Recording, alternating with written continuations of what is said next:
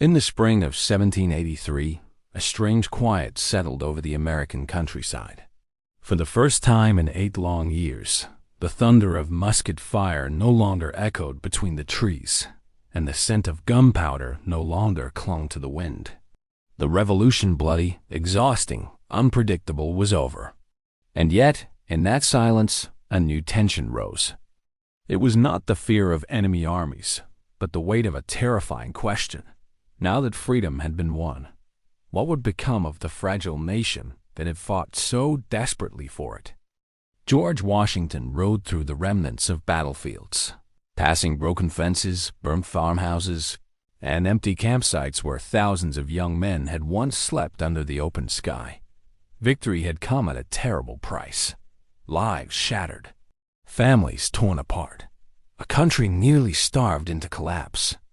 And now, standing at the edge of triumph, the Americans found themselves on a road with no map. How do you build a nation out of 13 quarreling colonies, each with its own fears, pride, and ambitions? The answer lay thousands of miles away, across the ocean, in rooms lit by flickering candles and heavy with tobacco smoke. There, in Paris, representatives from America, Britain, France, and Spain gathered to negotiate what history would one day call the Treaty of Paris. But in 1783, nothing felt certain. Rumors swirled. Britain might stall, might refuse, might twist the terms in a way that split the colonies apart. The American negotiators, Benjamin Franklin, John Adams, and John Jay, knew that one wrong step could unravel everything the Revolution had achieved. Franklin, with his calm, knowing eyes, believed that patience was their greatest weapon. Adams, sharp-tongued and fierce in spirit, demanded justice, recognition, respect. Jay watched the British delegates carefully, reading their movements like a chess master predicting an opponent's next move. Behind closed doors, arguments erupted. Threats hung in the air. Suspense made even the simplest conversation feel like a test of survival. But slowly, painfully, a breakthrough emerged. Britain, exhausted financially and politically, finally acknowledged what it had denied for nearly a decade. The United States of America was a free and independent nation. The line in the treaty that recognized American independence was inked with more than signatures. It was inked with blood, sacrifice, and the relentless belief of ordinary people who had dared to challenge the greatest empire on earth. When word of the treaty reached America, celebrations broke out. Church bells rang. Bonfires lit the night sky. But beneath the relief, another emotion simmered: fear. Freedom was a courageous step, but nation-building was a leap into the unknown. There was no king to command obedience, no parliament to impose laws, no treasury to rely on. The government that existed under the Articles of Confederation was weak, barely able to manage debt, protect borders, or settle disputes between states. Washington understood the danger more than anyone. When he walked into the halls of Congress in Annapolis to resign his military commission, his footsteps echoed with a solemn weight. Many feared he might claim the power he had earned on the battlefield, become a monarch in all but name. But Washington removed his sword, handed it over, and declared that he was returning home as a private citizen. The act shocked the world. Leaders of other nations whispered in disbelief. A victorious general giving up power. It was something unseen in the political history of mankind. But even Washington's humility could not soothe the growing chaos in America. The states bickered like siblings fighting over inheritance. Borders overlapped. Merchants clashed over trade. Farmers in debt threatened uprising. Soldiers demanded unpaid wages. The very freedom they had gained threatened to unravel from within. In dark taverns and cramped meeting rooms, whispers began. Had the revolution solved one problem only to create another? Was this new nation already doomed? The suspense built like a tightening rope. More than once, small rebellions flared. Angry farmers blocked courthouses. Militias formed in fear. It seemed as if the country might fracture into pieces before it ever truly came together. The dream of independence, so bright in war, looked frighteningly fragile in peace. But from this uncertainty came an idea. Not a sudden spark, but a slow-burning realization spreading among the leaders. If America was to survive, it needed something stronger, something unifying, something worthy of the ideals they had fought for. And so, in the summer of 1787, delegates from each state gathered in Philadelphia. The room was sealed, windows shut, guards posted. Not a word was allowed to escape. They debated for weeks, sometimes shouting, sometimes pleading, often on the brink of collapse. What they were crafting was more dangerous than any musket or cannon, a new form of government, one that belonged not to a king or a privileged class, but to the people themselves. As summer heat suffocated the city, tempers flared. Should big states have more power? Should small states be treated equally? Who would control the military? How could freedom be protected without inviting chaos?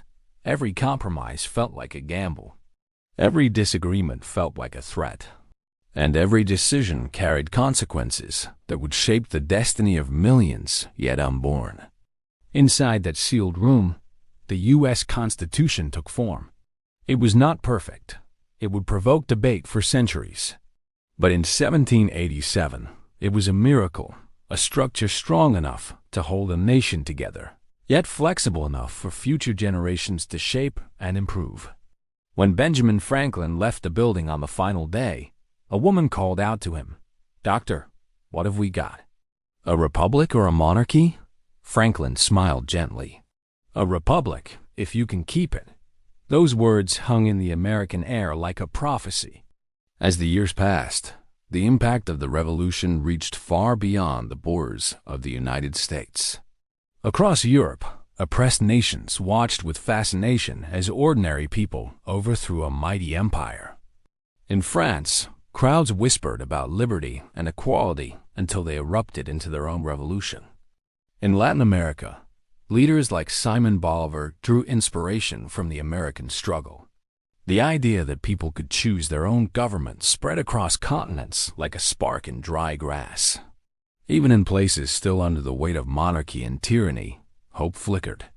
The American Revolution had proven something the world had long believed impossible, that the common people, united by purpose, could remake the world.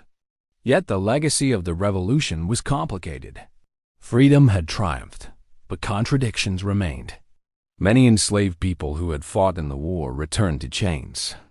Native American tribes who had once allied with patriots or redcoats found themselves pushed aside by the expansion of the new nation. Women, who had supported the war effort in countless ways, still lacked political rights. The revolution had opened a door, but not for everyone. Not yet. Still, the ideas planted during the revolution refused to die. They took root in speeches, protests, movements. They grew in the hearts of dreamers, rebels, writers, teachers, soldiers, and citizens around the world. Generations later, whenever people rose against oppression from Europe to Asia, from Africa to the Middle East, they carried echoes of the American Revolution in their voices. And back in America, the nation continued to evolve. Washington became the first president, guiding the young country with steady, cautious hands. New states joined the Union. Debates raged. Elections came and went. The Constitution proved its strength through storms and trials. The new republic learned, adapted, stumbled, rose again. The revolution had ended with the Treaty of Paris, but the fight for the ideals it stood for never truly ended. Late in his life, Washington returned to his farm at Mount Vernon. Visitors often found him quietly walking through the fields at sunset, the golden light reflecting off the river. He had lived through war, chaos, and transformation, yet he carried himself with a calm dignity. Sometimes he paused, looking toward the distant horizon, as if watching the future unfold before him. Perhaps he wondered whether the nation he helped create would survive, whether liberty would hold, whether the fragile idea of democracy, so rare in human history, would endure the tests of time. And perhaps, deep down, he knew the answer. Not in words, but in the echoes of muskets, the signatures on trees, the debates in Philadelphia, the voices of millions seeking freedom in ages yet to come. For the legacy of the revolution was not carved in stone or written in elegant scripts. It lived in the hearts of people everywhere who dared to believe that power belonged not to kings, but to the people, and that freedom, once awakened, could never truly be silenced.